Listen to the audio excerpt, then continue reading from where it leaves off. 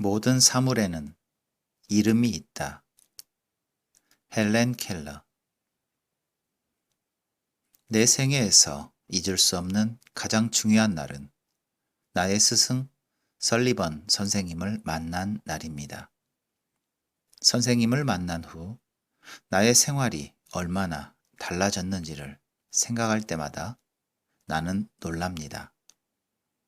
1887년 3월 3일, 내가 7살이 되기 3개월 전의 일이었습니다. 그날 오후 말을 할 줄 모르던 나는 무언가를 기대하며 현관에 서 있었습니다. 어머니의 거동이나 집안 여기저기의 바쁜 듯한 낌새를 보면서 무언가 예사롭지 않은 일이 일어날 듯한 느낌이 들었습니다. 그래서 나는 현관에 나와 계단에서 기다리고 있었습니다. 그때 나는 나의 미래가 얼마나 놀랍게 그리고 훌륭하게 바뀌게 될지 짐작도 할 수 없었습니다. 설리번 선생님은 나를 자기 방으로 데려가 인형 하나를 주셨습니다. 내가 잠시 그 인형을 가지고 놀고 있을 때 설리번 선생님은 내 손바닥에 천천히 DOLL 이라는 단어를 쓰셨습니다. 나는 곧 그 손가락 놀이에 흥미를 갖고 흉내를 내려고 했습니다. 그리고 결국 그 문자를 정확하게 쓸 수 있게 되었습니다. 그때 나는 어린애 같은 기쁨과 자랑스러움으로 아래층 어머니가 계신 곳으로 달려가 손을 올려 doll이라는 문자를 썼습니다. 그러나 사실 나는 나 자신이 단어를 쓰고 있다는 것도 몰랐고 단어가 존재한다는 사실도 몰랐습니다. 나는 단지 원숭이같이 손가락을 움직인 것에 불과했습니다. 그 후 며칠 동안 나는 여전히 그 의미도 잘 모르면서 많은 단어를 써서 기억했습니다.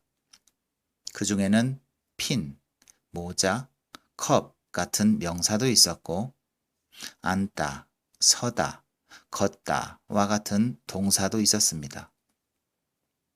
그러던 내가 모든 사물에 이름이 있다는 것을 이해하기까지는 몇 주일이나 더 걸렸습니다. 어느 날 나는 도자기로 만든 새 인형을 가지고 놀고 있었습니다.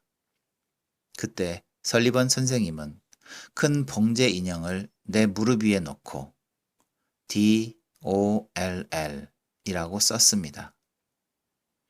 DOLL이 도자기 인형에도 또 봉제 인형에도 맞는 말이라는 것을 나에게 이해시키려고 한 것입니다.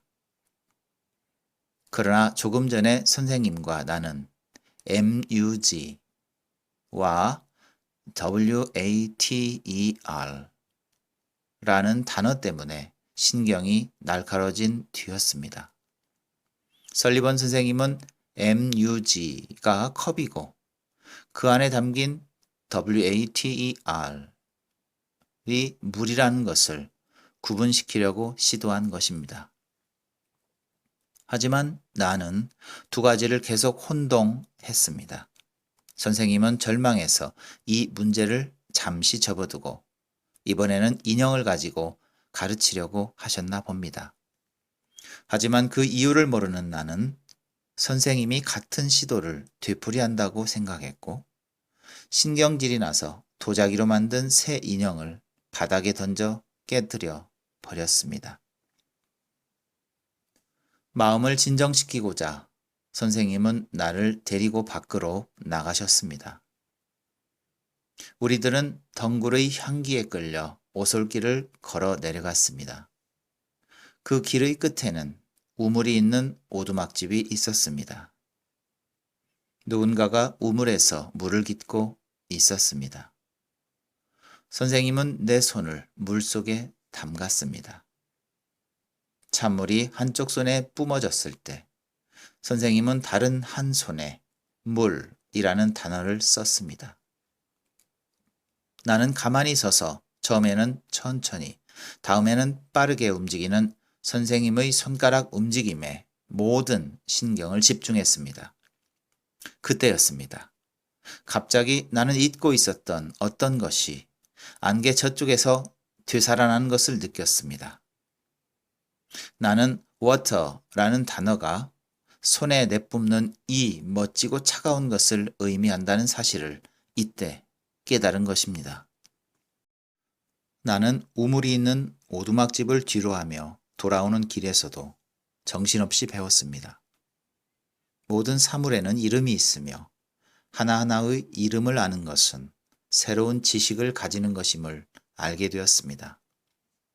집에 돌아오는 도중에 손에 닿는 모든 것이 생명을 가지고 전율하는 듯이 생각되었습니다.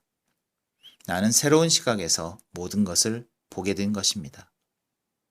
현관에 들어설 때 갑자기 깨트려버린 인형이 생각났습니다. 나는 난로가 있는 곳으로 더듬더듬 찾아가 그 조각을 집어들고 맞추려고 했습니다. 그때 내 눈에는 눈물이 가득해졌습니다.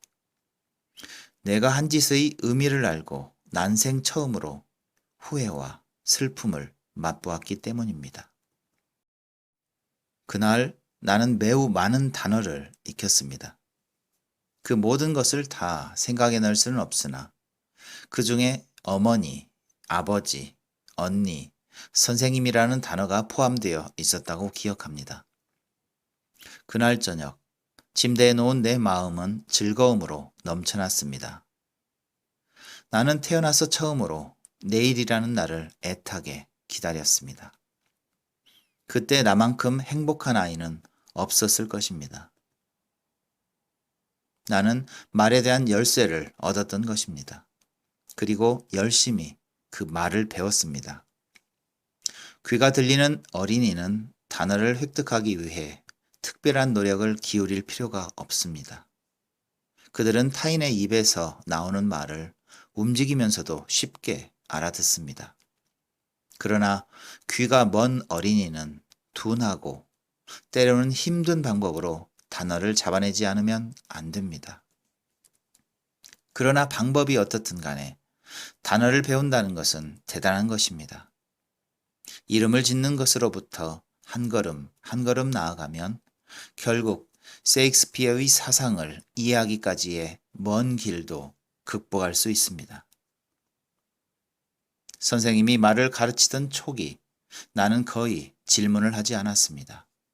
그러나 사물에 대한 지식이 늘고 단어를 점점 많이 알게 되면서 질문의 범위가 넓어졌습니다. 더 많은 지식을 얻으려고 몇 번이고 같은 문제로 되돌아간 적도 있었습니다. 또 이전의 머릿속에 그려 넣었던 이미지가 새로운 단어를 배우면서 더욱 심화되고 확대되는 일도 있었습니다. 나는 사랑이라는 단어의 의미를 처음으로 질문했던 그날 아침의 일을 기억합니다. 내가 많은 단어를 알기 전의 일입니다. 나는 뜰에 피어있는 제비꽃을 발견하고 선생님이 계신 곳에 가지고 갔습니다. 선생님은 나에게 뽀뽀를 해주시려고 했습니다. 그러나 나는 그때 어머니를 제외한 사람의 뽀뽀는 좋아하지 않았습니다. 그러자 설리번 선생님은 가만히 나를 안고 손에 사랑해 헬렌 이라고 썼습니다. 사랑이라니요? 나는 물었습니다. 선생님은 나를 꼭 더욱 끌어안으시면서 여기야 라고 하며 나의 심장을 가리켰습니다. 나는 그때 처음으로 심장이 뛰고 있다는 것을 알았습니다. 선생님의 말에 나는 적지 않게 당황하였습니다. 그때까지 나는 손에 닿는 것이 아니면 아무것도 이해할 수가 없었기 때문입니다. 나는 손에 들고 있는 제비꽃의 냄새를 맡고 반은 말로 반은 몸짓으로 사랑이란 꽃의 향기를 말하는 것입니까? 라는 의미의 질문을 했습니다.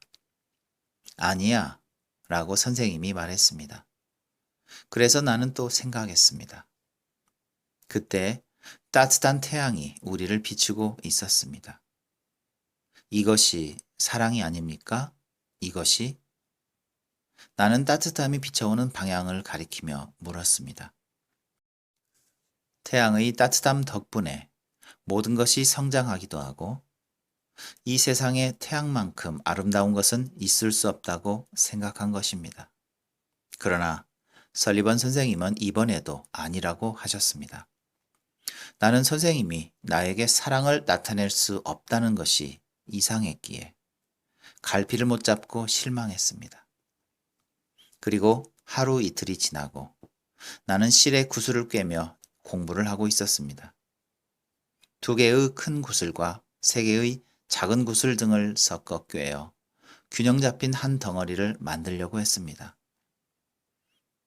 나는 여러 번 시도했으나 그때마다 제대로 하지 못하였고 설리번 선생님은 인내심을 발휘하며 몇 번이고 그 잘못을 지적했습니다.